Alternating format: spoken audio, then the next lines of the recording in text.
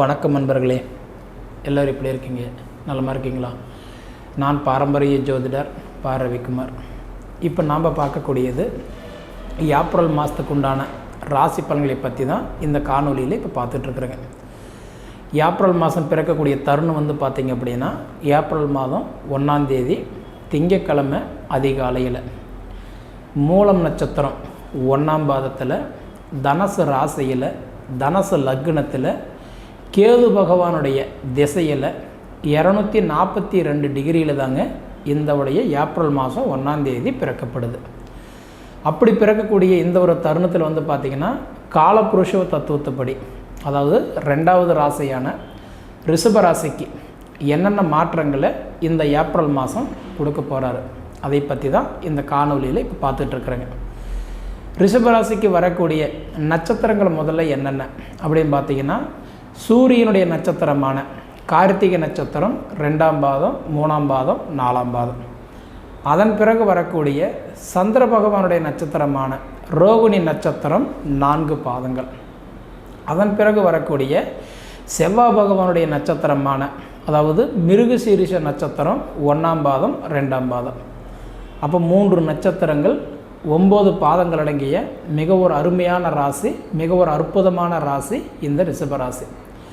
இப்போ இந்த ரிஷபராசிக்கு அதாவதுன்றது இந்த ஏப்ரல் மாதத்தில் என்னென்ன மாற்றங்களை கொடுக்க போகிறாரு. அப்போ இந்த ரிஷபராசிக்கு அதிபதி யார்? சுக்கிர பகவான். அப்போ அந்த சுக்கிர பகவான் இருக்க வேண்டிய ஆலயம் எங்கே அப்படின்னா திருச்சியில் இருக்கக்கூடிய ஸ்ரீரங்கம், அதாவது சிங்கப்பெருமாள் வணங்குறது ரொம்ப நல்லதுங்க. ஏன்னா நம்ம என்னென்னமோ கோயில்கள்லாம் போயிருப்போம். ஒரு சிலருக்கு குலதெய்வம் பிடிக்கும், ஒருத்தருக்கு இஷ்ட தெய்வம் பிடிக்கும், ஒவ்வொருத்தருக்கு பிடிச்ச மாதிரி ஒவ்வொரு தெய்வம் இருந்தாலும் பொதுவாக ஒருத்தருடைய அதாவதுன்றது பிறந்த ராசிக்கு உண்டான கடவுளை வணங்குறது ரொம்ப தனி சிறப்புங்க, நல்லதுங்க. அதனால் இந்த ரிஷபராசியில் பிறந்தவங்களுக்கு திருச்சியில் இருக்கக்கூடிய ஸ்ரீரங்கம், அதாவது சிங்கப்பெருமாளை வணங்குறது கண்டிப்பாக ரொம்ப நல்லது. அப்படி இருக்கும்போது இன்றைக்கி இந்த 1ஆம் பாவகத்துக்கும் 6ஆம் பாவகத்துக்கும், அதாவது ரிஷப ராசிக்கும் துலாம் ராசிக்கும் அதிபதி யாருன்னா சுக்கிர பகவான். அந்த சுக்கிர பகவான் இருக்க வேண்டிய இடம் எப்போன்னு பார்த்தீங்கன்னா, இப்போ உங்கள் ராசிக்கு 11ஆம் இடத்துல இருக்கிறாரு. அந்த 11ஆம் இடம்னு சொல்கிறது லாபஸ்தானம் தான். அதாவது 11ஆம் இடம்ன்றது பொதுவாக லாபஸ்தானம். அப்போ அந்த லாபஸ்தானம் நன்மை தானே கொடுப்பாரு அப்படின்னு பார்த்தீங்கன்னா, நன்மை கொடுத்தாலும் ஆனால் சுக்கிரன் போய் இப்போ 11ஆம் இடத்துல பார்த்தீங்கன்னா மேன ராசியில் உச்சமாகி உட்காந்துருக்கிறாரு. அப்போ உச்சமாகி உட்காரும்போது என்ன பண்ணுவார் அப்படின்னா, பொதுவாக முன்னோர்கள் ஒரு வார்த்தை என்ன சொல்லுவாங்கன்னா, ஒச்சனை ஒச்சன் பார்த்தாலும் சரி, ஒச்சனை ஒச்சன் தொடும்பொழுதும் சரி என்ன பண்ணுவார்னா பிச்சையே எடுத்தால் கூட நம்மளுடைய தரித்திரம் தீராதான். அப்போ காரணம் என்னென்னா, 11ஆம் இடம்ன்றது ஒரு ஜாதகத்துக்கு முக்கியமான ஸ்தானம். ஆனால் அந்த இடத்துல போய் சுக்கிரன் உச்சமாகி உட்காந்துருக்கிறது கண்டிப்பாக நமக்கு கொஞ்சம் அலைச்சல் அதிகமாக கொடுப்பாரு இந்த ஏப்ரல் மாதத்தில். அதுவும் பார்த்திங்கன்னா சுக்கிரன் சொல்கிறது யார் அப்படி பார்த்தீங்கன்னா கோச்சாரத்தில் நம்ம என்ன சொல்லுவோம், மனைவின்னு சொல்லுவோம். அப்போ இன்றைக்கி எப்படி இருக்கும், கணவனுக்கும் மனைவிக்கும் வாக்குவாதங்கள், குடும்பத்துக்குள்ளார், அதாவதுன்ற கணவன் செய்கிறது மனைவிக்கு பிடிக்காது, மனைவி செய்கிறது மாமனார் மாமியாருக்கு பிடிக்காது, மற்றவங்களோட பார்த்திங்கன்னா பார்வையில் நமக்கு தப்பதான் படும். அப்போ என்ன ஆகுதுன்னா, பார்த்து பாவின்ற பட்டம், கொடுத்தும் கொடுக்கலன்ற பேர், செஞ்சு செய்யலைன்ற ஒரு பேர் வரக்கூடிய ஒரு நிலைமை இந்த ஏப்ரல் மாதம் இருக்குது. முடிஞ்ச வரைக்கும் கணவன் மனைவி குடும்பத்துக்குள்ளார சின்ன சின்ன வாக்குவாதங்கள் வரும்போது அது பேசி தீர்த்துக்கிறது இந்த மாதம் கண்டிப்பாக நல்லது. அப்படி இல்லையும் போது அந்த சின்ன பிரச்சனை கொஞ்சம் பெருசாகிறதுக்கு உண்டான ஒரு வாய்ப்பு கண்டிப்பாக இருக்குது முடிஞ்ச வரைக்கும். ஏன்னா இப்போ சுக்கிரன் உச்சத்தோடு இருக்கும்போது கொண்டு ஆக்ரோஷமாக இருப்பார். அதனால் கொஞ்சம் மருந்து மாத்திரைகள், உடல் உபாதிகள், செலவுகள் எல்லாம் மாறி மாறி வரத்துக்கு கொஞ்சம் வாய்ப்பு இருக்குது. கொஞ்சம் கவனமாக இருந்துக்கிறது கண்டிப்பாக நல்லது. அதுபோல் பார்த்திங்கன்னா இப்போ உங்களுக்கு 2ஆம் பாவகத்துக்கும் இன்றைக்கி 5ஆம் பாவகத்துக்கும் அதிபதி யார் அப்படின்னு பார்த்திங்கன்னா புதன் பகவான். இப்போ பொதுவாக அதாவது மிதுன ராசிக்கும் கன்னி ராசிக்கும் அதிபதி யார் அப்படின்னு பார்த்திங்கன்னா இன்றைக்கி புதன் பகவான். இப்போ பொதுவாக நம்ம 1 கலை 2 கலை 3 கலை கற்று வச்சுருக்கிறவங்களுக்கே நமக்கு ரொம்பவும் நமக்கு பார்த்திங்கன்னா நம்ம ஒரு ஆடாதாட்டமெல்லாம் ஆடுவோம். ஆனால் 64 கலைகள் கற்றவர் யார் அப்படின்னா புதன் பகவான் மட்டும்தான். அந்த 64 ஆயக்கலைகள் 64ன்னு சொல்லுவோம். அந்த ஆயக்கலைகள் 64க்கு அதிபதி கற்றவர் யாருன்னா புதன். அந்த புதன் பகவான் பார்த்திங்கன்னா இப்போ உங்களுக்கு எங்கே இருக்கிறார் அப்படின்னா 12ஆம் இடத்துல போய் மறைஞ்சிட்டார். அப்போ பொதுவாக என்னென்னா 12 குடையவன் எக்கிரகம் மறையுதோ அக்கிரகம் அஸ்தனம், மறைவு, நீச்சம்னு எடுத்துக்கலாம். அப்போ உங்களுக்கு வந்து பார்த்திங்கன்னா உங்கள் ராசிக்கு 12ல் போய் புதன் மறையும் போது அப்போ வந்து என்ன ஆகுதுன்னா நம்மளுடைய மூளை வந்து இப்போ என்ன யோசித்தாலும் வேலை செய்யாது. யோசிப்போம், காலையில் என்ன நினைப்போம், சாயந்தரம் ஆகட்டும் அது பண்ணலாம் இது பண்ணலாம் நினைப்போம். ஆனால் அதே சாயந்தரம் ஆச்சுன்னா நாளைக்கு பார்த்துக்கலாம். ஏன்னா நம்மளுடைய அந்த மூளை வந்து என்ன ஆகுன்னா டென்ஷன் ஆகும், ப்ரெஷர் அதிகமாக இருக்கும், செய்யலான்ற ஆர்வம் இருக்குமே தவிர நம்மளால் செய்ய முடியாது. அப்போ யோசிப்போம், நம்ம சொல்கிறவங்க நல்லா இருக்காங்க, நம்ம வழி காட்டுறவங்க நல்லா இருக்காங்க, நம்ம பேச்சு கேட்குறவங்க நல்லா இருக்காங்க, நாம் ஏன் அதே இடத்துலையே இன்னும் இருக்கோம், அந்தவுடைய தாட் வந்து நம்ம மனசுக்குள்ளார இருந்துக்கிட்டே இருக்கும்.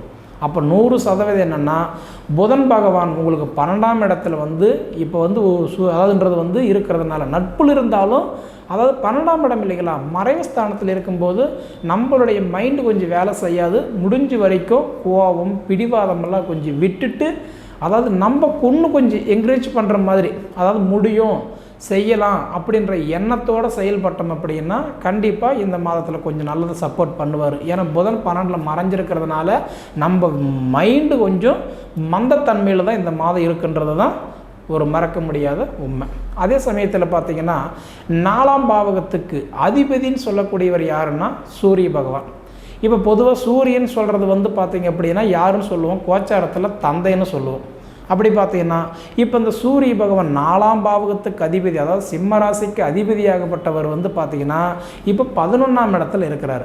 அப்போ 11ஆம் இடத்துல இருக்கும்போது எங்கே மீன ராசியில் இருக்கிறாரு, குருவுடைய வீட்டில் இருக்கிறாரு. அப்போ வந்து நட்பில் தான் இருக்கிறாரு. அப்போ 11ஆம் இடம்ன்றது வந்து லாபஸ்தானம். அப்போ லாபஸ்தானத்தில் போய் பார்க்கும்போது இன்றைக்கி சூரியனாகப்பட்டதை உட்காரும்போது தந்தைக்கு, ஆனால் அவருடைய கனவுகள் இருக்குமில்ல, அதாவது பிள்ளைங்களுக்கு நம்ம இடம் வாங்கி வைக்கணும், வீடு வாங்கி வைக்கணும், தொழில் சேர்த்து வைக்கணும், பணம் காசு சேர்த்து வைக்கணும், அதாவது நல்லா படிக்க வைக்கணும், அவங்கள ஆளாக்கணும், அதுபோல் நினைக்கக்கூடிய தந்தைக்கு நிறைய மாற்றங்களை கொடுத்துருவார். கண்டிப்பாக தந்தைக்கு இந்த மாதம் நல்லாயிருக்கும். அதே மாதிரி உங்களுக்கும் பார்த்தீங்க அப்படின்னா தொழில் சார்ந்த விஷயம் சூப்பராக இருக்கும். சுய தொழில் பண்ணுறவங்களுக்கெல்லாம் பார்த்தீங்கன்னா இப்போ அருமையான ஒரு நேரம். ஏன்னா உங்களுக்கு வந்து பார்த்திங்கன்னா உங்களுக்கு இருக்கக்கூடியது வந்து சூரிய பகவான் இப்போ 11ஆம் இடத்துல இருக்கிறதுனால நிச்சயம் இந்த மாதம் உங்களுக்கு தொழில் கொஞ்சம் நல்லாவே இருக்கும். அதாவதுன்றது வந்து கடன் பிரச்சனை கொஞ்சம் கடன் சுமைகள் கொஞ்சம் குறையும், மன அதாவது அழுத்தங்கள், மன வலி அதெல்லாம் கொஞ்சம் குறையிறதுக்கு வாய்ப்பு இருக்குது.